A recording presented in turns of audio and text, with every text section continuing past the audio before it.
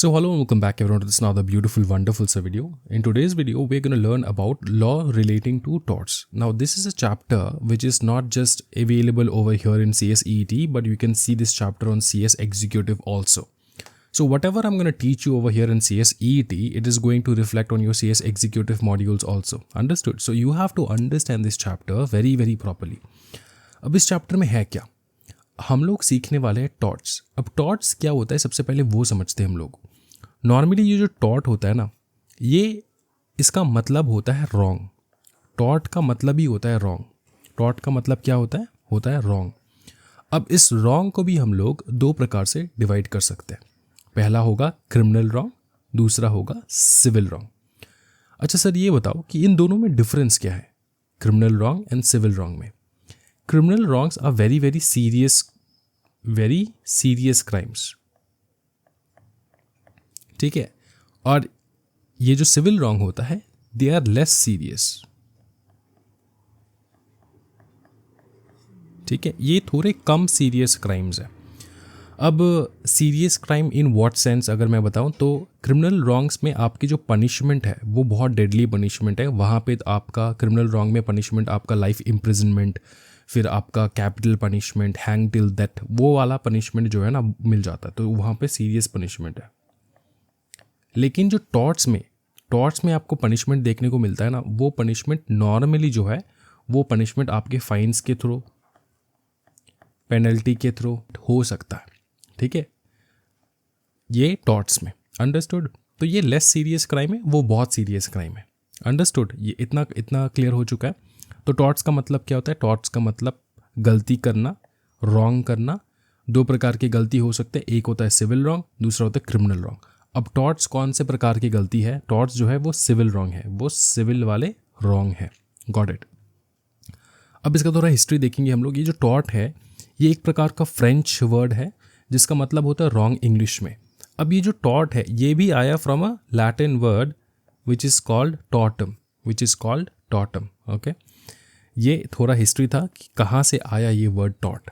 Okay, next जो important topic है आपकी कंसेप्ट क्लियरिटी के लिए and also at the same time in terms of MCQs कि कौन से MCQs आएंगे. तो यहाँ से स्टार्ट हो जाते हैं आपके MCQs वाले सेक्शंस, MCQ वाले पोर्शंस एंड प्रोविजंस. सबसे पहला पोर्शन जो है वो है डेमनम सिने इंजूरिया. जो हम लोग सीखने वाले वो है डेमनम सिने इंजूरिया. डेमनम सिने इंजूरिया का बहुत सिंपल मतलब ये होता है कि damage without violation of law. इसको बहुत अच्छे से रट्टा लगा लो, damage without violation of law. Sir ये याद नहीं हो पा रहा है तो कैसे याद करें? एग्जामिनेशन में क्वेश्चन देंगे ज़रूर कि डेमनम सिने इंजूरिया. तो डेमनम से डी से डैमेज लगा लो, सिने इंजूरिया. ठीक है, उसको आप बना लो violation of law. Injuria violation बना लो, डेमनम सिने इंजूरिया. अब सिने इंजूरिया का मतलब कह सकते हो वायोलेशन ऑफ लॉ. ठीक है, सिने मतलब विदाउट वायोलेशन ऑफ लॉ. ठीक है, और नेक्स्ट जो है वो है इंजूरिया सिने डेमनम जिसका मतलब होता है violation of law without damage. Got it. इसका उल्टा हो जाएगा. तो दो ही प्रोविजन है, बहुत अच्छे से याद रखो, damnum sine injuria and injuria sine damnum. D मतलब डैमेज, उसके बाद का क्या आएगा बताओ? That is damage without violation of law. Got it. तो डैमेज अगर आया, ठीक है, अगर आपको याद कैसे रखना है, सिंपल चीज़ है. डेमनम मतलब डैमेज, उसके बाद सिर्फ वायोलेशन ऑफ लॉ आपको याद रखना है. और इंजूरिया सिने डेमनम क्या होगा? इंजूरिया सिने डेमनम, तो यहाँ पे तो डैमेज से स्टार्ट नहीं हो रहा है तो मतलब डैमेज नहीं होगा, यहाँ पे होगा violation of law without damage. ये एक प्रकार का ट्रिक है, जैसे आप याद कर सकते हो इन चीज़ों को एंड एग्जामिनेशन में आप भूलोगे नहीं. क्योंकि कभी कभार क्या होता है ना कि ये आपके MCQ में पूछे जाएंगे तो आप कंफ्यूज हो जाओगे कौन सा damage without violation of law है एंड कौन सा violation of law without damage है. तो सिंपल चीज़ है, अगर MCQ में आपको पूछा गया है डेमनम सिने इंजूरिया, तो इसका सिंपल आंसर है पहले डेमनम है, इसका मतलब होगा डैमेज, और डैमेज है उसका मतलब होगा without violation of law.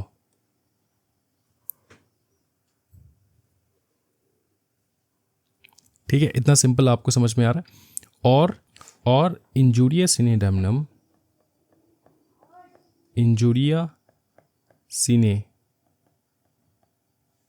Damnum अगर आपसे पूछ लिया तो इंजुरिया है, मतलब डैमेज यहाँ पे नहीं है, डैमेज लास्ट में है। तो अगर डैमनम लास्ट में है तो होगा डैमेज, उसके आगे क्या होगा? इंजुरिया मतलब violation without damage. Got it? तो इस डैमनम और डैमेज को एक साथ जो है इसको इंक्लूड कर लेना है, एक साथ याद रखना है, सो दैट आप भूलो नहीं एग्जामिनेशन में क्या होने वाला है। Got it? ये हो चुका है इंजुरिया सिने डैमनम। अच्छा, ये जो डैमनम सिने इंजुरिया है ना, इसका एक स्पेशलिटी ये है कि भैया, अच्छा इसका मतलब क्या है पहले वो तो समझाओ sir. Damage without violation of law, मतलब कि डैमेज हो रहा है, किसी को नुकसान हो रहा है, लेकिन लॉ नहीं टूट रहा है, लॉ वायोलेट नहीं हो रहा है। अगर डैमेज हो रहा है, किसी को नुकसान हो रहा है, लेकिन लॉ टूट नहीं रहा है, लॉ का वायोलेशन नहीं हो रहा है, तो यहाँ पे कोई केस पॉसिबल नहीं होता है। और दूसरी तरफ अगर हम लोग देखेंगे इंजुरिया सिने डैमनम, इसका मतलब होता है violation of law without damage. इसका मतलब ये है कि वायोलेट हो रहा है, लॉ टूट रहा है, लॉ कोई तोड़ रहा है, लॉ कोई वायोलेट कर रहा है, लेकिन कोई डैमेज नहीं हो रहा है उसके कारण। तो डैमेज हम लोग नहीं देखेंगे, हमारा मकसद यही है कि हम लोग देखेंगे कि लॉ टूट रहा है कि नहीं। लॉ अगर वायोलेट हो रहा है तो वहाँ पे केस इज पॉसिबल, वहाँ पे आप सू कर सकते हो। Got it? अंडरस्टूड? इसका एग्जाम्पल दो ना सर, फिर समझ में आएगा। बहुत ईजी एग्जाम्पल मैं आपको समझाता हूँ। डैमनम सिने इंजुरिया मतलब सिंपल चीज़ है।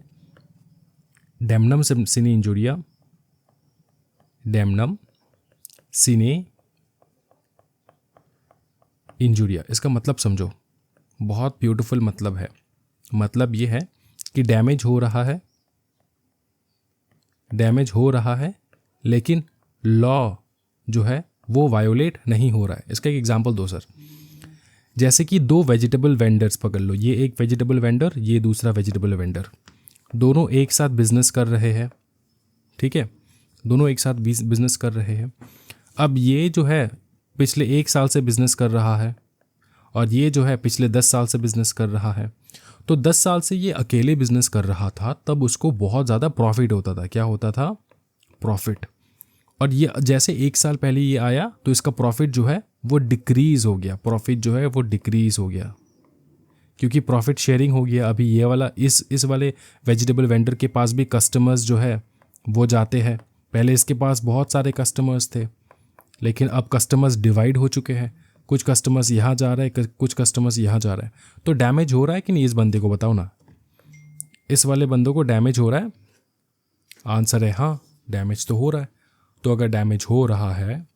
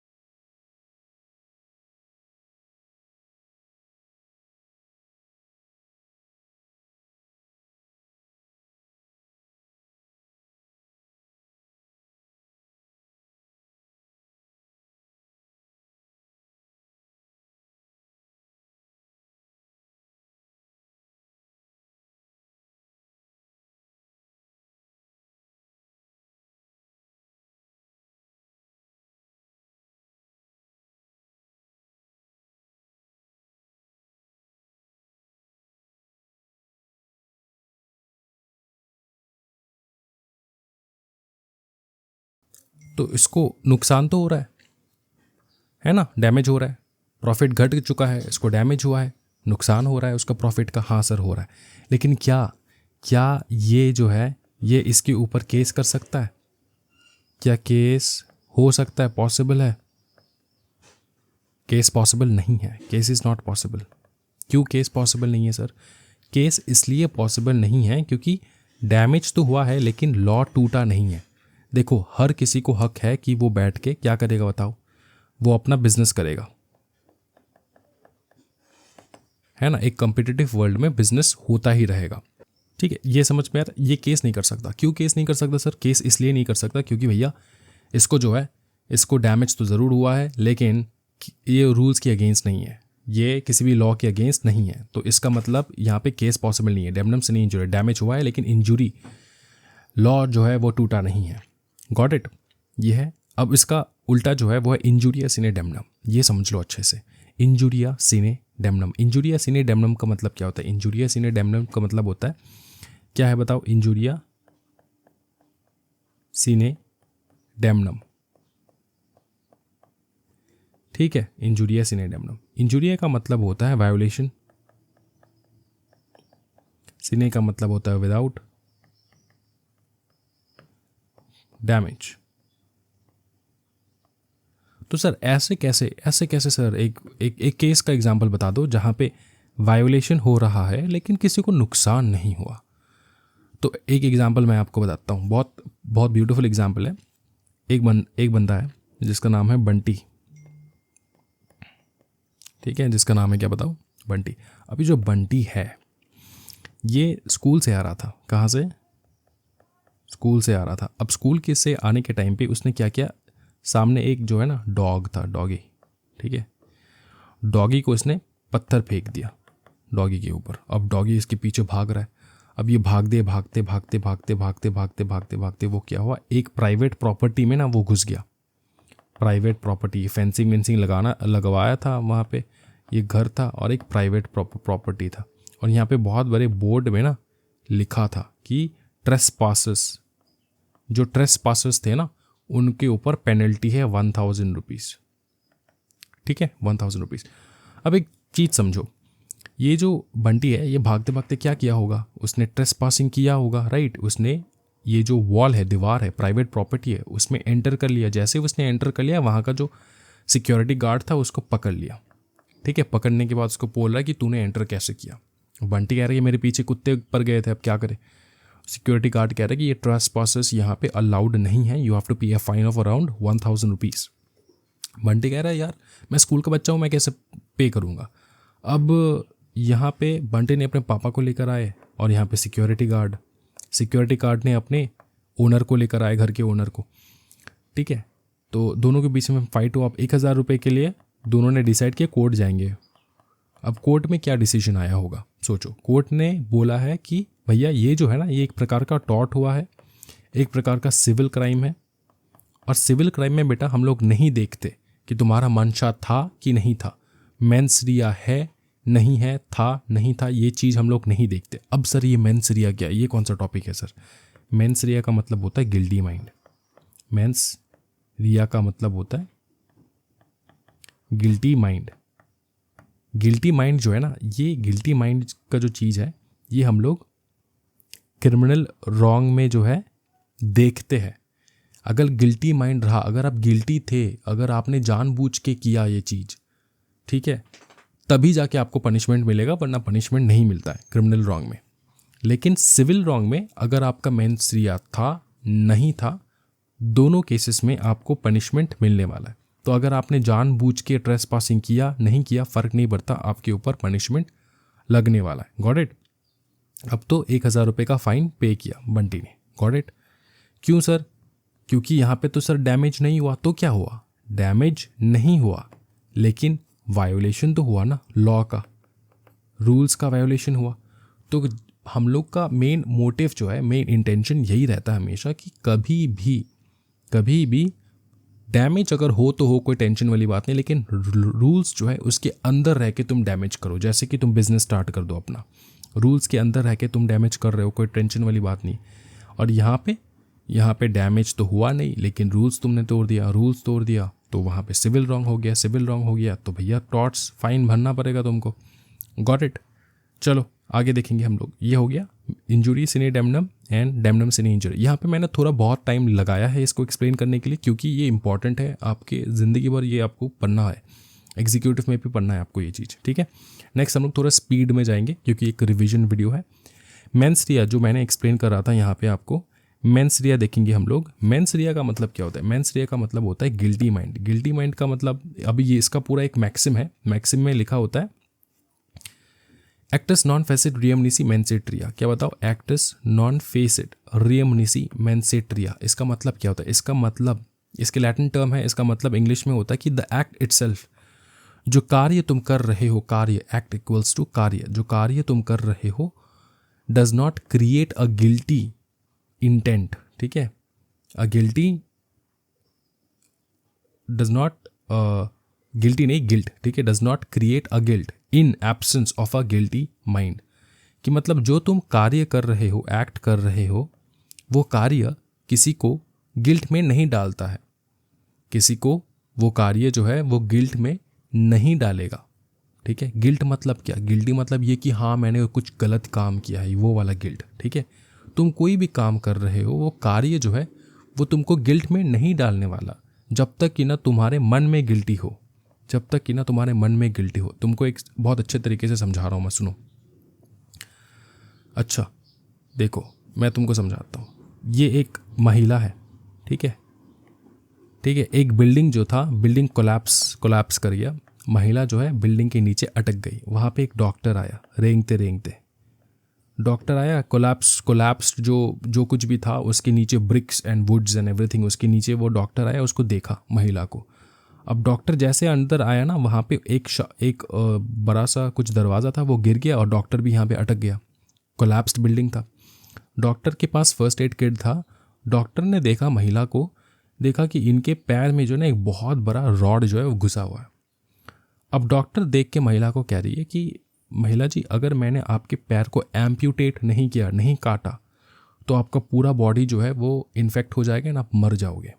ठीक है, पूरा आप मर जाओगे। तो डॉक्टर जो इसका पैर काटने जा रहा है, ठीक है, इन महिला का जो पैर काटने जा रहा है, महिला ने एक्सेस दे दिया, बोला कि हाँ कर लो। अब क्या कर सकते हैं, पेन तो होगा ही, लेकिन क्या कर सकते, बचना है। तो डॉक्टर, ये जो डॉक्टर है, इसने जो महिला का पैर काटा, ये क्या गिल्टी इंटेंशन से काटा क्या? बताओ ना, गिल्टी था क्या उसका इंटेंशन? उसके मन में कोई ख़राब चीज़ था क्या कि नहीं पैर काट के बहुत मज़ा आएगा? ऐसा कुछ नहीं। वो इसलिए काटा क्योंकि वो नेसेसरी था। तो जब वो काम कर रहा था, जब वो एक्ट कर रहा था, कौन सा एक्ट? कटिंग द, या फिर चॉपिंग ऑफ द लेग, ठीक है, तो जो काम कर रहा था उस वक्त क्या उसके दिल और दिमाग में गिल्टी वाला फीलिंग था क्या? नहीं, कोई गिल्टी फीलिंग नहीं था, क्योंकि वो अपना काम कर रहा है। तो अगर वो काम का करने के समय पे आपके मन में गिल्टी फीलिंग ना आए, ठीक है, तो वो काम गिल्टी वाला काम है ही नहीं। तो वो काम गिल्टी वाला काम है ही नहीं, समझना इस चीज़ को। वो काम जो है वो गिल्टी वाला काम है ही नहीं। क्रिमिनल लॉ के अंदर आपको पनिशमेंट नहीं मिलेगा। माइनर कुछ अगर नेग्लिजेंस की वजह से अगर कुछ फ़ाइन वगैरह भरना पड़े तो ठीक है, लेकिन बहुत ज़्यादा पनिशमेंट नहीं मिलने वाला आपको। ठीक है, जैसे मैं आपको समझाता हूँ। अब कोई एक टेररिस्ट एक्टिविटी हो गया, ठीक है, बंदूक लेके घुस गया एक बहुत बड़े होटल में। अब मिलियंस एंड मिलियंस ऑफ लोग वहाँ पे थे, मिलियंस बहुत ज़्यादा हो गया, थाउजेंड्स ऑफ लोग वहाँ पे थे। अब वहाँ में से हंड्रेड्स एंड हंड्रेड लोगों को तुमने मार डाला AK-47 से, तो बताओ क्या होगा? हाँ जी, तुम जो एक्ट कर रहे थे उस वक्त, तुम जो मार रहे थे, क्या तुम्हारे मन में गिल्टी था क्या? नहीं, गिल्टी वाला एक्टिविटी था कि नहीं? तुम अफसोस था कि नहीं? तुम मार रहे हो, तुम एक गंदा काम कर रहे हो। हाँ जी, गंदा काम कर रहे हो तुम। बताओ ना, ये काम गंदा है कि नहीं, ये तुमको पता है कि नहीं? हाँ, तुमको पता था कि हाँ मैं जो ये काम कर रहा हूँ वो मेरा ये सही काम नहीं है, मैं किसी को मार रहा हूँ, ये मेरे को पता है। तो अगर पता है तो तुम्हारे मन में गिल्टी माइंड था, तो तुमको पनिशमेंट मिलेगा। अब वो तो सुप्रीम कोर्ट में पनिशमेंट मिलेगा तुमको सीधा, क्योंकि टेररिस्ट एक्टिविटीज़ के लिए हाई कोर्ट नहीं जाते, सीधा सुप्रीम कोर्ट। Got it? तो कोई भी तुम काम कर रहे हो, या फिर रास्ते से एक बुज़ुर्ग जो है वो पास कर रही थी, ठीक है, एक ट्रॉली के हेल्प से, मदद से वो पास कर रही थी, बहुत बुज़ुर्ग थी, और तुम गाड़ी लेके खड़े हो उनके सामने, और तुमको बहुत इरिटेट फील हो रहा है तुमको कि यार ये बुज़ुर्ग महिला जो है वो जा ही नहीं रही है और तुमको जाना है फटाफट। तुमने ठोक के चला गया तुम, ठीक है, तुम ठोक के उनको चले गए। तो तुम जो वो एक्ट कर रहे थे, काम कौन सा काम कर रहा था सर मैं? तुम जो वो ठोकने का काम कर रहे थे, तुम जो उसको कुचल के आगे जाने का काम कर रहे थे, उस टाइम पे तुम्हारे मन में था कि नहीं कि हाँ ये तो सही नहीं है ये चीज़, लेकिन मैं इरिटेट हो रहा हूँ, मेरे को करना है ना? तो तब जाके हम लोग कहेंगे कि चलो ठीक है, इसके मन में गिल्टी माइंड था, और अगर गिल्टी माइंड था तो तब तुम प्रोसिक्यूट किए जाओगे अंडर क्रिमिनल लॉ। लेकिन टॉर्ट में भैया छोटा मोटा क्राइम होता है, उतना बड़ा क्रिमिनल वाले एक्टिविटीज़ नहीं। ये तुम टेररिस्ट एक्टिविटी टॉर्ट में थोड़ी आएगा। हाँ जी, किसी को कुचल के चले गए तुम, टॉर्ट में थोड़ी आएगा, नहीं आने वाला, वो क्रिमिनल एक्टिविटीज़ में आने वाला। तो टॉर्ट में कहा जाता है कि टॉर्ट में तो वैसे ही छोटा मोटा क्राइम है टॉर्ट में। अब टॉर्ट में जो क्राइम हो रहे हैं वहाँ पे हम लोग मेंस रिया नहीं देखेंगे, वो गिल्टी माइंड नहीं देखने वाले हम लोग। तुम्हारा इंटेंशन था नहीं था तब भी तुमको पनिश किया जाएगा। और ये पनिशमेंट क्यों मिल रहा है सर, अगर मेरा इंटेंशन ही नहीं था? क्योंकि तुम नेग्लिजिएंट थे,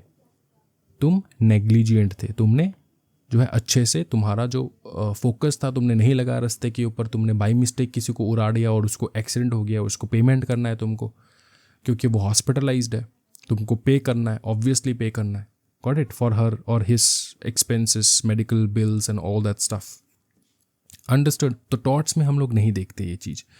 तो मेंस रिया का पूरा मतलब समझ में, एक्टस नॉन फेसिड रियम निसी मेंसेड रिया का मतलब होता है कि the act itself does not create guilt in the absence of a guilty mind. Is that clear? That's beautifully clear. Okay. Mains रिया हमेशा याद रखना सिविल रॉन्ग में मैटर नहीं करता। सिविल रॉन्ग में तो मेंस रिया मैटर नहीं करता, क्रिमिनल रॉन्ग में मैटर करता है। बड़े एक्ट है, तुमने किसी को मार डाला, ठीक है, तुमने किसी को मार डाला, ऑब्वियसली वो सिविल रॉन्ग में नहीं जाएगा, वो जाएगा क्रिमिनल रॉन्ग में। अब क्रिमिनल रॉन्ग में 2 क्वेश्चंस पूछे जाएंगे आपको पनिशमेंट देने से पहले, तुमने जानबूझ के किया या फिर जानबूझ के नहीं किया। क्योंकि वहाँ पे ये क्वेश्चन इसलिए पूछा जाता है, जानबूझ के मतलब तुम्हारा गिल्टी माइंड था कि नहीं था।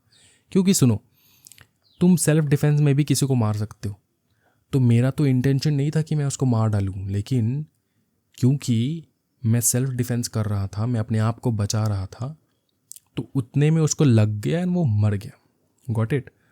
तो तब मेरा गिल्टी माइंड था ही नहीं जब मैं वो एक्ट कर रहा था, क्योंकि मैं अपने आप को डिफेंड कर रहा था, गॉट इट? तो ये क्वेश्चन पूछा जाता है कि मेंस रिया है कि नहीं, तुम्हारा वो इंटेंशन था कि नहीं था, इंटेंशन तुम्हारा पूछा जाता है। वो फिर सबूत वगैरह जो है वो पेश करने के बाद वो वेरीफाई होता है कि तुम्हारा इंटेंशन सही में सही था या फिर सही में नहीं था, वो वाला चीज़ वो प्रैक्टिकली होता है, गॉट इट? तो क्रिमिनल रॉन्ग में मेंस रिया पूछा जाता है, लेकिन सिविल रॉन्ग में mains Riya is not required. अब ये क्यों यहाँ पे क्लेरिफिकेशन दे रहे हैं ये लोग, मैं आपको समझाता हूँ कि बाई चांस देखो ना, बाई चांस ना क्या हुआ, मैं आप लोगों को समझाता हूँ। बाई चांस तुमने कोई टॉर्ट वाला क्राइम कर बैठे, कौन से क्राइम? टॉर्ट वाला क्राइम जैसे कि तुमने पकड़ लो, बहुत कुछ हो सकता है, लेकिन मैं तो, मेरा फेवरेट एग्जांपल है वेजिटेबल वेंडर्स वाला, वो ले सकता हूँ। सर वो तो आपने दे दिया, आप दूसरा वाला दो। अच्छा, टॉर्ट के क्राइम में पकड़ लो कि तुमने एक रिजर्वर बनाया। रिजर्वर का मतलब सर क्या होता है? रिजर्वर का मतलब पानी का टंकी पकड़ लो, ठीक है, तुम पानी रिजर्व करके रखते हो वहाँ पे। अब ये तुमने अच्छे से नहीं बनाया,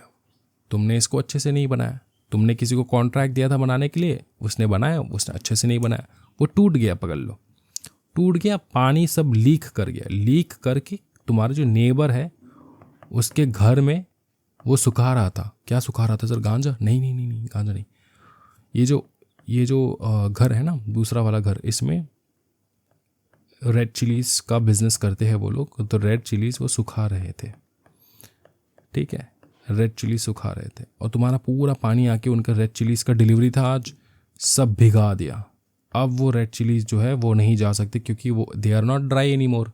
ड्राई रेड चिलीज़, सूखा मिर्च, वो सूखा नहीं रहा, वो भीग गया। अब अगर वो भीग गया, वो कोई काम का नहीं है।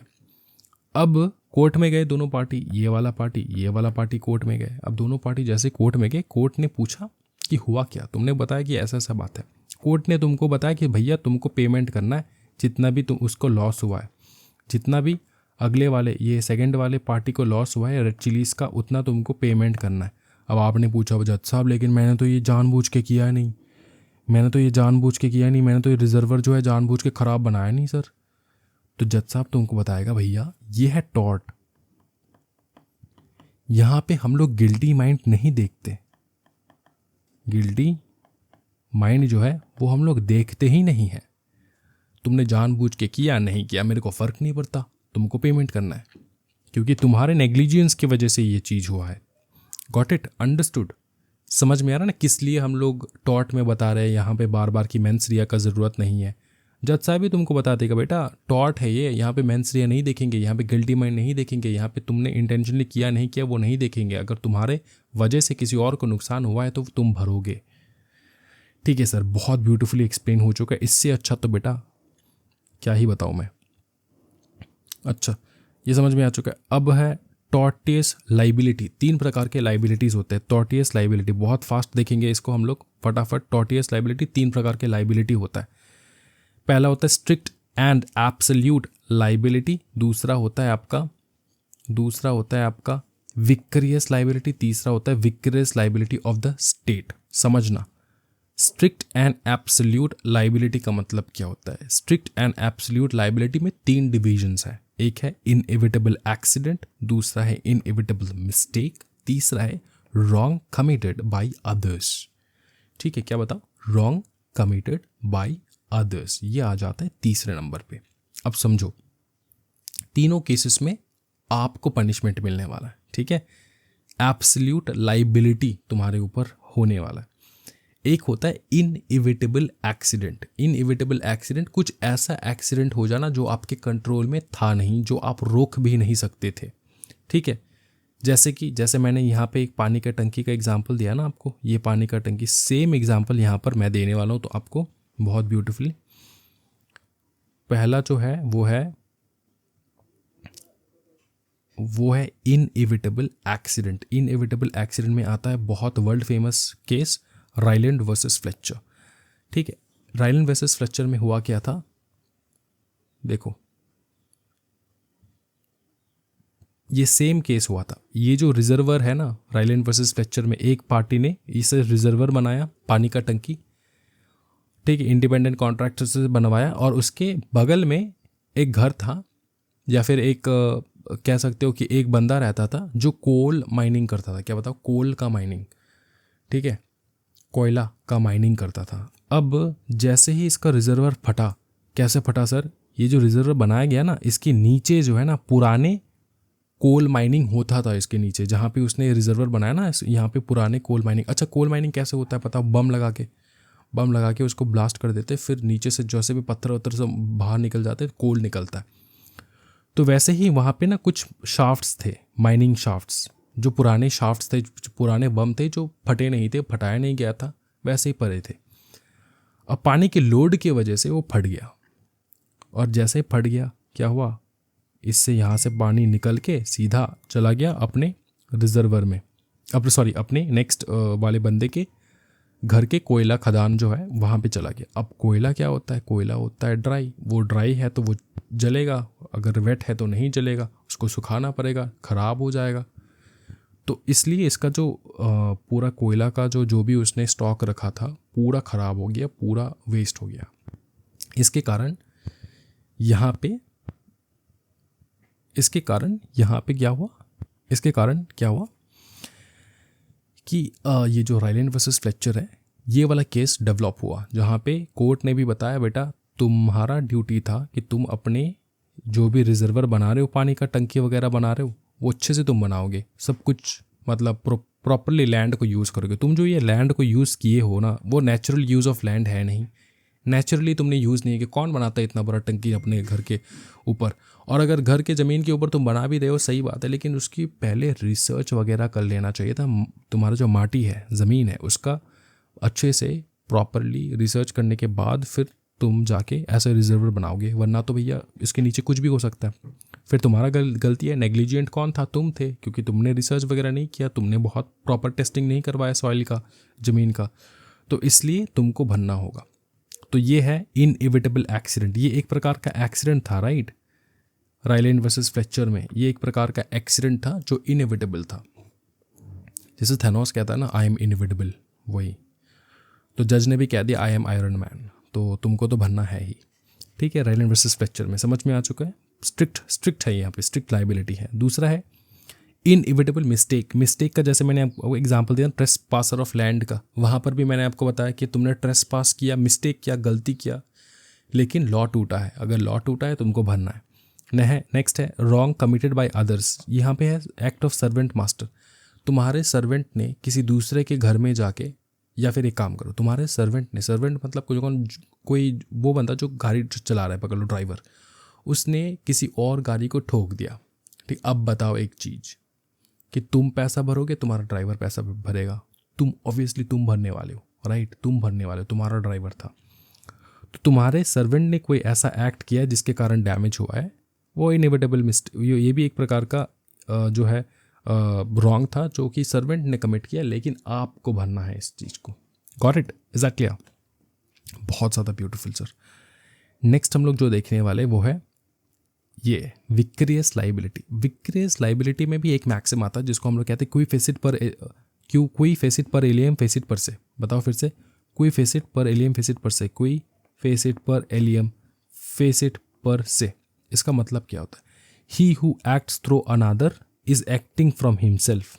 ठीक है, तुमने किसी दूसरे, यहाँ पे प्रिंसिपल एजेंट का जो है ना, ये देखो ये वाला, यहाँ पे बहुत सारे एग्जाम्पल्स हैं, मैंने 4 एग्जाम्पल लिख के रखा है। प्रिंसिपल एजेंट, फिर पार्टनर्स, फिर मास्टर, यहाँ पे एम्प्लॉयज़। ये भी प्रिंसिपल एंड एजेंट, ये समझो बहुत अच्छे से कि इसको पढ़ने के बाद समझ में आया ना कि he who acts through another is acting for himself. इसका मतलब ये होता है कि वो बंदा जो किसी और से काम करवा रहा है वो खुद ही काम कर रहा है। अंडरस्टूड? वो खुद ही काम कर रहा है। जैसे कि प्रिंसिपल एजेंट, मैं तुम्हारा प्रिंसिपल हूँ, तुम मेरे हो एजेंट। मैं जो तुमको बोलूँगा, ऑर्डर दूंगा, तुम वो काम करोगे। तो तुमने मिस्टेक किया, मैंने मिस्टेक किया, एक ही बात है। Got it? पनिशमेंट कौन खाएगा? प्रिंसिपल। पार्टनर, अब पार्टनरशिप फर्म में क्या होता है, बहुत सारे पार्टनर्स रहते हैं। एक पार्टनर ने कुछ गलती कर दिया, बाकी 3-4 पार्टनर जो भी थे वो भी लपेटे में आ जाएंगे, उनको भी भरना होगा क्योंकि तुम्हारा पार्टनरशिप फर्म है।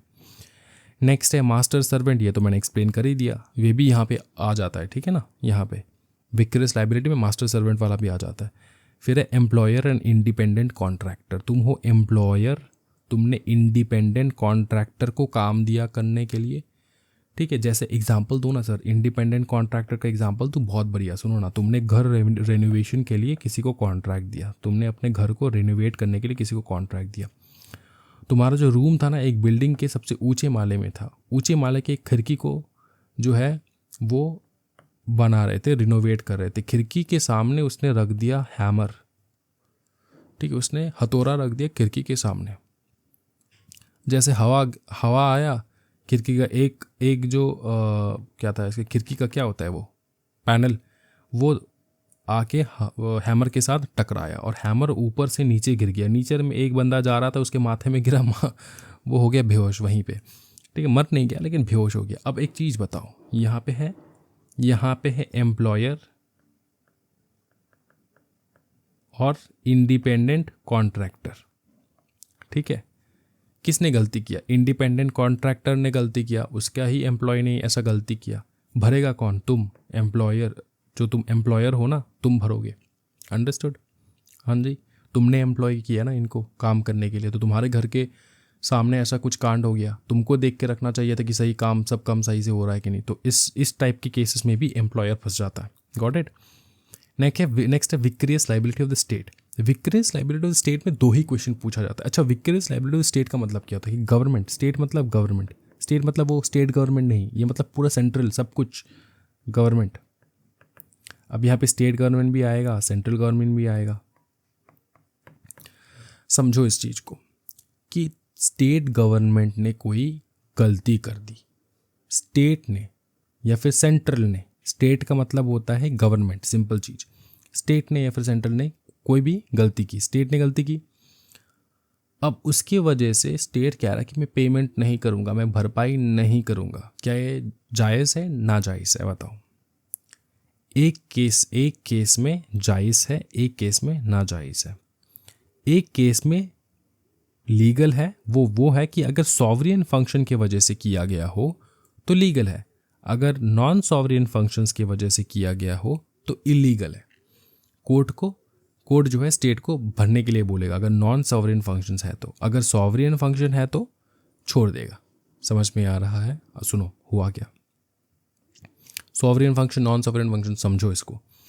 सॉवरेन फंक्शन का मतलब ये होता है कि अपने लॉ जो है उसको प्रोटेक्ट करने के लिए, अपने स्टेट को प्रोटेक्ट करने के लिए, अपने ही कंट्री को प्रोटेक्ट करने के लिए मैंने कुछ ऐसा कार्य किया, पब्लिक को प्रोटेक्ट करने के लिए मैंने कुछ, मैं कौन, मैं हूँ स्टेट, मैंने कुछ ऐसा कार्य किया जिसके वजह से किसी दूसरे बंदे को हार्म हो गया, किसी दूसरे बंदे को नुकसान हो गया। जैसे कि मैं तुमको समझाता हूँ। जैसे कि पकड़ लो, देखो एक जेल है बहुत बड़ा, जेल में बहुत सारे कैदी रहते थे। एक दिन क्या हुआ, जेल का जो एक दीवार था ना वो बहुत पुराना हो गया था। ठीक है, जेल का दीवार पुराना हो गया था और जेल में लग चुका था क्या बताओ ना, झगड़ा, मारपीट। ठीक है, जेल में लग चुका था झगड़ा, मारपीट। अब जेलर आया बचाने सबको, ठीक है, या फिर सॉर्ट आउट कराने। जैसे जेलर ने एंट्री लिया, देखा कि सबके हाथ में हथियार। अब जेलर ने किसी एक को बचाने के लिए दूसरे के ऊपर हाथ उठा दिया या फिर डंडे से मार दिया या फिर बम छोड़ दिया, ठीक है ना, गैस वगैरह। तो कोई तीसरा इंसान जो है वो इंजर्ड हो गया। जेलर गया, किसी एक को मारने के लिए गया था, दूसरा इंसान इंजर्ड हो गया। अब ये इंजर्ड होके मर गया, क्या हो गया, मर गया। तो जेलर के इंटेंशनली किया ये चीज़ या सॉवरेन फंक्शन के लिए, अपने जेल को प्रोटेक्ट करने के लिए, बाकी लोगों को प्रोटेक्ट करने के लिए, तो यहाँ पर भी कंपनसेशन जेलर से मांगोगे क्या? नहीं हो सकता, ये पॉसिबल ही नहीं है। ये ऐसा कोई हादसा हुआ जहाँ पे गुजर गए, ख़त्म बात। Understood? Sovereign non sovereign function. चलो आगे बढ़ेंगे हम लोग। नेक्स्ट जो हम लोग देखेंगे ना वो है exception to the rule of strict liability. Exception to the rule of strict liability, क्या बताओ फटाफट। Exception to the rule of strict liability मतलब ये जो स्ट्रिक्ट लाइबिलिटी है इसका कुछ एक्सेप्शन है। एक्सेप्शन ये है कि damage due to natural use of land, अगर अपने लैंड को नेचुरली यूज़ किया तब भी कुछ गड़बड़ हो गया तो एक्सेप्शन है, वहाँ पे टॉर्ट में एक्सेप्शन मिलेगा। एक्सेप्शन का मतलब होता है आपको पनिशमेंट नहीं मिलने वाला। कंसेंट ऑफ प्लेंटिफ, प्लेंटिफ कौन होता है? प्लेंटिफ वो होता है जो आपके ऊपर केस कर देता है। तो अगर आप कोई भी काम, वो जो रिजर्वर था, ठीक है, वो बनाने से पहले तुमने प्लेंटिफ से परमिशन ले लिया था, ठीक है ना, तो हो गया काम। तो कंसेंट आपको मिल ही चुका है, आपने प्लेंटिफ से परमिशन ले ही लिया है। तो अगर ले लिया है तो फिर भी अगर कुछ हो गया तो प्लेंटिफ जो है केस नहीं कर सकता आपके ऊपर। एक्ट ऑफ थर्ड पार्टी मतलब कोई तीसरा इंसान आके तोड़ दिया आपका रिजर्वर, तो वो तीसरा इंसान गलती किया, तीसरा इंसान को पकड़ेंगे, ना कि आपको। स्टैट्यूटरी अथॉरिटी, गवर्नमेंट ने कुछ काम करवाया। फिर एक्ट ऑफ गॉड, भगवान ने किया। अच्छा सर, एक्ट ऑफ गॉड का मतलब ये OMG नहीं, देखिए एक्ट ऑफ गॉड का मतलब अर्थक्वेक आ गया, वोल्केनिक इरप्शन आ गया। ये ऐसा काम है जो ह्यूमन के द्वारा हो नहीं सकता, और अर्थक्वेक आया, आपका रिजर्वर टूट गया, है ना। तो इससे जो है बाकी जो प्लेंटिफ है वो क्लेम नहीं कर सकता। पकड़ लो चाइना में कितने बड़े बड़े अर्थक्वेक होते हैं यार, ठीक है। अब ये जो जापान में बहुत बड़े बड़े अर्थक्वेक्स होते हैं। अब एक बिल्डिंग था, ये बिल्डिंग टूट के दूसरी बिल्डिंग में आ गिर गया। अब ये दूसरा बिल्डिंग भी टूट गया। अब ये वाले बिल्डिंग के ओनर थोड़ी ना इसके ऊपर, इस वाले बिल्डिंग के ओनर ऊपर इल्ज़ाम लगाएगा कि भैया तेरा बिल्डिंग मेरे बिल्डिंग के ऊपर गिरा, तू पैसा भरेगा। नहीं, ये अर्थक्वेक हुआ है। अगर normal cause of normal activities में हो रहा होता तो ठीक है, डैमेज बढ़ता, लेकिन अर्थक्वेक की वजह से टूट गया भाई, मेरा बिल्डिंग भी तेरा बिल्डिंग भी, इसमें मेरा कोई फॉल्ट नहीं है। क्या ये समझ में आ रहा है? हाँ। नेक्स्ट है exception escape due to plaintiff's own default. Plaintiff की वजह से जो केस फाइल करने जा रहा है उसी ने जाके रिजर्वर को तोड़ डाला, उसी ने जाके क्या किया पता है? उसी ने जाके ये जो रिजर्वर इतने मुश्किल से हम लोगों ने बनवाया था, इसको तोड़ डाला। किसने? प्लेंटिफ ने। कैसे तोड़ा? इसका जो पैर था उसमें जाके हथौड़ा मारा और टूट गया। तो तुमने तोड़ा, जेलिसी में आके तुमने तोड़ दिया और तुम्हारे घर में जाके पानी घुस गया, नुकसान हो गया। तो इसमें थोड़ी ना वो कुछ कर सकता है। तो प्लेंटिफ के खुद के डिफ़ॉल्ट के कारण ऐसा हुआ। Escape due to plaintiff's own default. अच्छा, ये MC Mehta versus Union of India executive level का है, ये आपको करने की ज़रूरत नहीं है। यहाँ पे हो चुका है ये सारा चीज़। नेक्स्ट हम लोग देखेंगे, छोटा सा एक पोर्शन होगा, उसके बाद ख़त्म। लास्ट टॉपिक जो हमारा बच चुका है वो है ये, टॉट्स और wrong to personal safety and freedom. तो ये सारे भी हम लोग टॉट्स के अंदर में ले लेंगे, ठीक है। तो टॉट्स और wrong to personal safety and freedom में आता है बैटरी। बैटरी का मतलब तुमको मैं समझाता हूँ। बैटरी का मतलब होता है सिंपली तुमको टच करना, सिंपली तुमको टच करना, सिंपली तुमको बताओ ना, टच करना, गॉट इट। तुमको टच करना, तुमको 2 फिंगर से पुश करना, तो वो बन जाएगा बैटरी। क्या ये समझ में आ रहा है? फॉल्स इम्प्रिजनमेंट, फॉल्स इम्प्रिजन का मतलब होता है तुमको जो है धोखे से इम्प्रिजनमेंट करवाना, गॉट इट। हाँ जी। वो डिफेमेशन, डिफेमेशन मतलब तुम्हारा बदनामी करना। फिर ये सारा टॉट में आने वाला है, ठीक है ना। असल्ट, असल्ट मतलब क्या? गाली गलौज करना, मार डालने का धमकी, ये होता है assault. Malicious prosecution, malicious prosecution का मतलब यही होता है कि मैलिशियसली आपके ऊपर प्रोसिक्यूशन चल रहा है। मैलिशियसली मतलब आपने कोई गलती नहीं किया, कोर्ट ने भी बताया कि आपके ऊपर आपने गलती नहीं किया, लेकिन मैलिशियसली रॉन्ग किस्सों की वजह से रॉन्ग आपके ऊपर जो है प्रोसीडिंग्स चल रहे हैं, ये होता है। नेक्स्ट होता है नर्वस शॉक। नर्वस शॉक मतलब कोई ऐसा घटना जो घटा जो आप देख के शॉक में आ गए। तो किसी ने अगर आपको नर्वस शॉक भी दिया तो वो भी टॉट में आ जाएगा। समझ में आ रहा है? नर्वस शॉक जैसे कि बिन मतलब का आपको बता दे कि बेटा तुम्हारा जो दादी माँ है वो गुजर गई और आपको हार्ट अटैक आ गया वो सुन के, तो आपको नर्वस शॉक आ गया। तो जिसने भी तुमको बताया होगा वो चीज़, उसको बेटा धर पकड़ेंगे हम लोग। तो वैसा ही चीज़ है बॉडीली हार्म। बॉडीली हार्म तो सिंपल चीज़ है, मारना किसी को, बॉडी में कुछ हार्म आया, कुछ जो है बॉडी में जो है उसमें मारा किसी को, या फिर किसी को खरोच आया, जो कुछ भी है।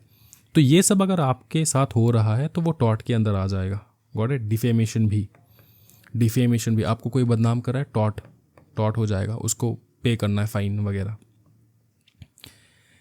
अच्छा, टॉट्स में कुछ रेमेडीज़ भी है। सबसे पहले गवर्नमेंट कहता है कि भैया अपने आप सुलटा लो, अपने आप देख लो कि क्या करना है नहीं करना है, वो अपने आप कर लो, गवर्नमेंट कहता है। जैसे कि रेमेडीज़ देखेंगे, एक्स्ट्रा जुडिशियल रेमेडीज़ देखेंगे। एक्स्ट्रा जुडिशियल रेमेडीज़ मतलब जो कि गवर्नमेंट के अंदर नहीं आता, जो ये है जुडिशियल रेमेडीज़ जो कि आप कोर्ट में जाके ले सकते हो, और ये एक्स्ट्रा जुडिशियल रेमेडीज़। पहला है सेल्फ डिफेंस।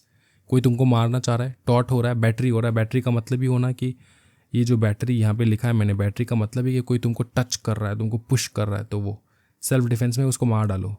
मार डालना नहीं है वैसे, नॉर्मली मारना है। मार डालोगे तो क्रिमिनल एक्टिविटी में चला जाएगा, और क्रिमिनल एक्टिविटी फिर देखे जाएंगे, बहुत सारी इन्वेस्टिगेशन होगा कि तुम्हारा मेंसरिया था नहीं था, वो वाला। फिर प्रिवेंशन ऑफ ट्रेस पास, तुम ट्रेस पासिंग को प्रिवेंट करो। तुम देख रहे हो कि वो बंदा जो है, वो बंटी जो है वो कुदक के जंप मार के वो तुम्हारा फेंस जो है वो पार करके आ रहा है, तो तुमने वहीं से उसको रोक दिया। तुमने बोला बेटा नहीं आना, इस पार आओगे तो दिक्कत हो जाएगा। नेक्स्ट है री एंट्री ऑन लैंड। तुम्हारा खुद का ज़मीन था, किसी और ने हड़प लिया, तुम फिर से जाके अपना ज़मीन ले लो, बस प्रोवाइडेड इस बात का ध्यान रखना कि वहाँ पे मार्कटाई जो है वो नहीं हो।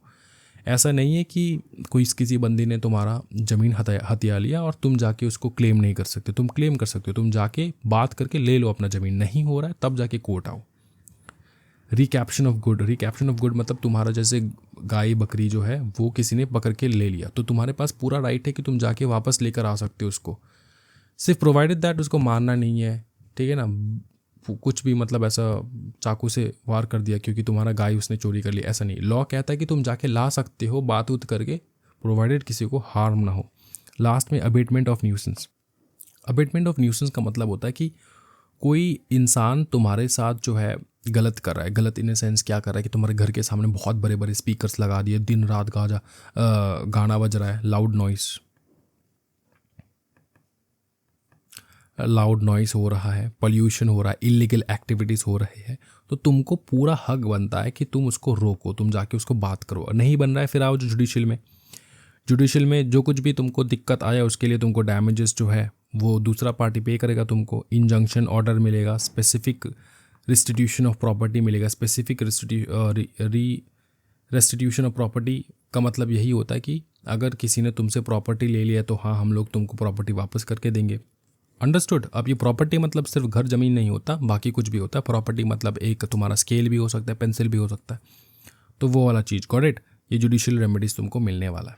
अच्छा, यहाँ पे ख़त्म हो जाता है आपको पूरा पूरा चैप्टर, जो कि है टॉट का चैप्टर। ठीक है, ये नोट्स अगर आपको चाहिए तो मैं जो है डिस्क्रिप्शन में बता दूंगा कि कैसे तुम एक्सेस कर सकते हो नोट्स का। इसके साथ साथ मैंने इसका एमसीक्यू क्वेश्चंस भी करवाना है, आपको एमसीक्यू क्वेश्चंस भी करने हैं। Got it? एमसीक्यू क्वेश्चंस के लिंक भी डिस्क्रिप्शन में मिल जाएगा। चैनल को ज़रूर सब्सक्राइब कर देना एंड लाइक कर देना फॉर मोर वीडियोज़। कोई भी और हेल्प चाहिए तो मुझको कमेंट सेक्शन में ज़रूर बताना है। Thank you so much everyone.